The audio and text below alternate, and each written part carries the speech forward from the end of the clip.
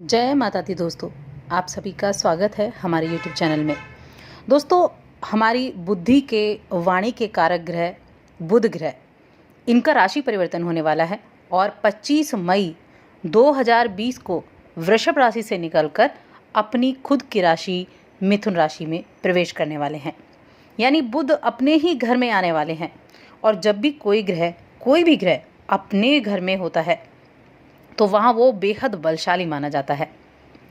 वैसे भी बुध को तर्क, बुद्धि, वाणी, व्यापार, वाणिज्य, अकाउंटेंसी, इन सभी चीज़ों का कारक ग्रह माना जाता है। और ये जो गोचर है बुध का, ये बहुत ही अहम है क्योंकि यहाँ काफ़ी लंबे समय तक बुध बैठने वाले हैं।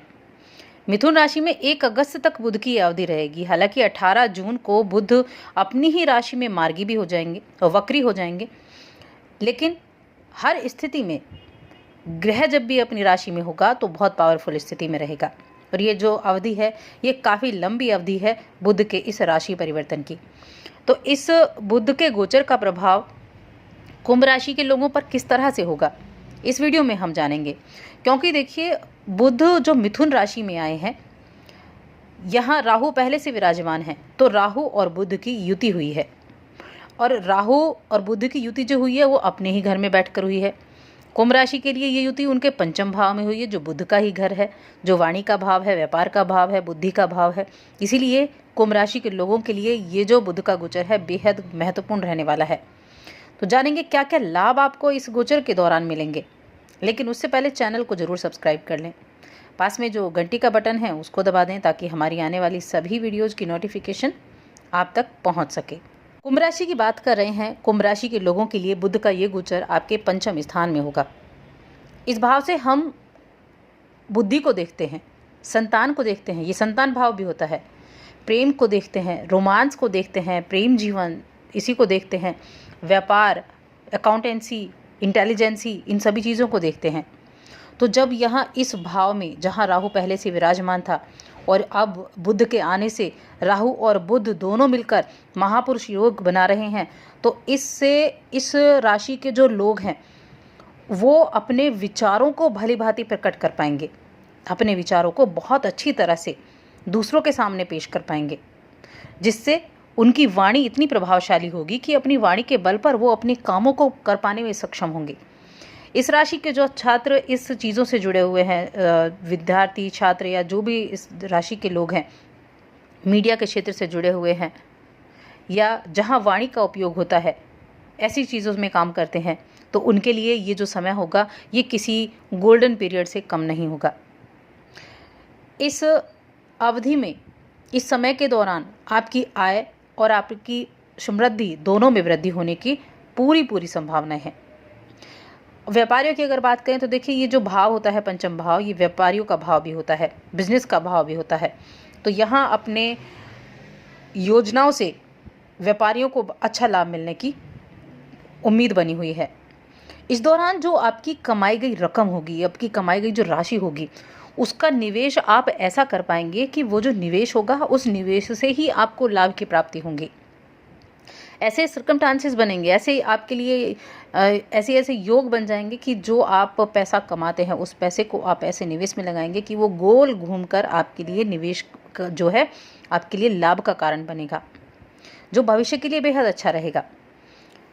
आपके निजी जीवन की बात करें तो देखिए, निजी जीवन में विवाहित लोगों के लिए ये समय बेहद अनुकूल है क्योंकि ये पंचम भाव प्रेम का भाव भी है, रोमांस का भाव भी है। इस दौरान आपको अपने जीवन साथी का पूरे सहयोग आपके काम में मिलने वाला है। और अगर प्रेम जीवन की बात करें तो प्रेम जीवन वाले लोगों के लिए तो ये समय बेहद अनुकूल रहने वाला है, बहुत अच्छे फल आपको प्राप्त होंगे।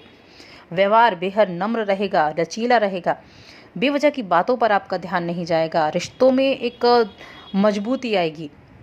और देखिए, जो प्रेम संबंध में हैं वो अपने प्रेम संबंध को विवाह संबंध में अगर परिवर्तित करना चाहते हैं तो उसके लिए भी ये जो योग है ये बहुत अच्छा है।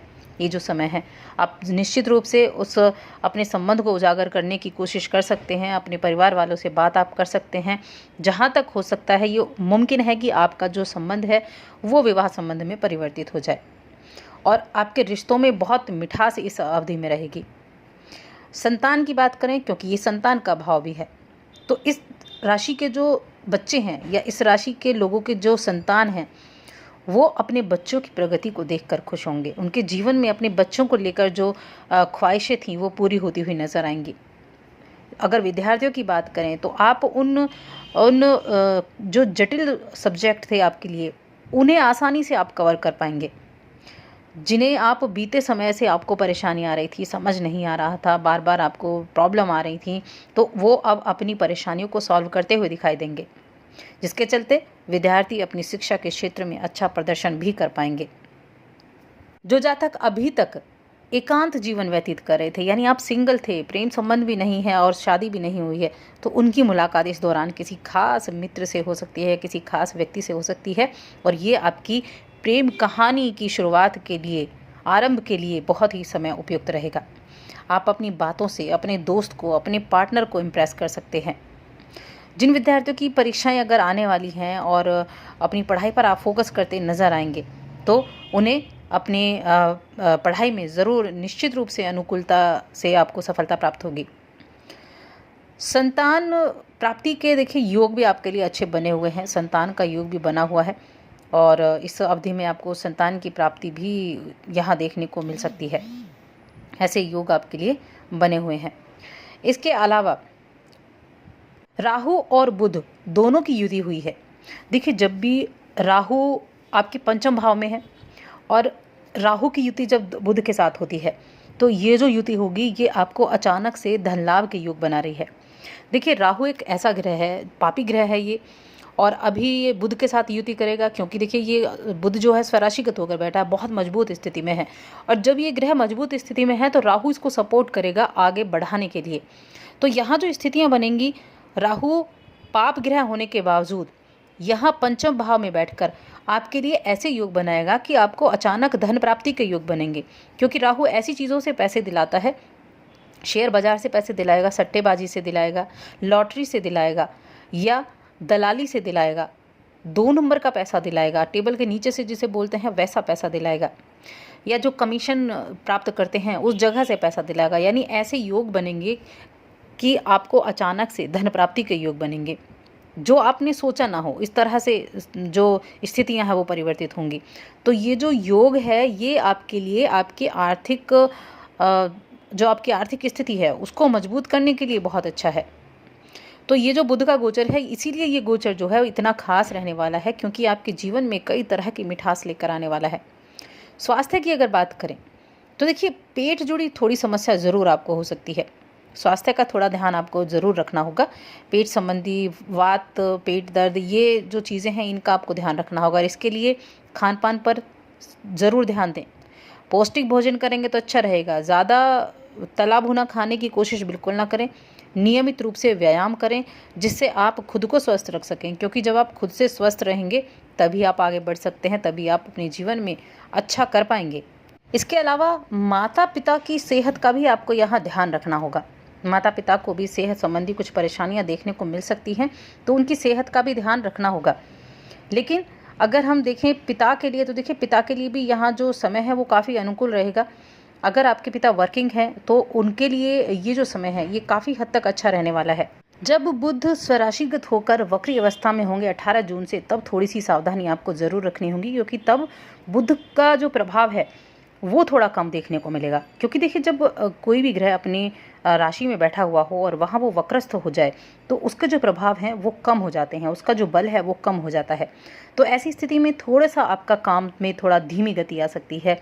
आपको जो अपने काम है उनका रिजल्ट आपको धीमी गति से मिल सकता है, तो तब आपको थोड़े टाइम तक संयम से पेश आना होगा। तो ये 14-15 दिन का समय होगा, 14-15 भी नहीं, 10 दिन का ये समय होगा।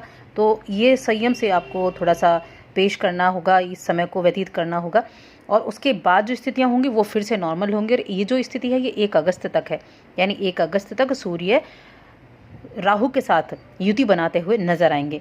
तो बीच में कुछ दिन सावधानी रखनी है।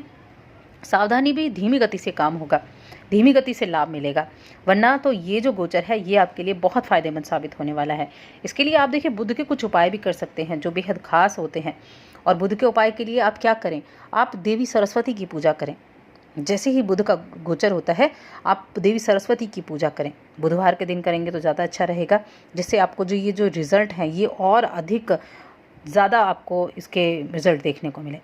तो दोस्तों और अधिक ऐसी जानकारियों के लिए चैनल को सब्सक्राइब कर लें, वीडियो को लाइक और शेयर करना बिल्कुल ना भूलें।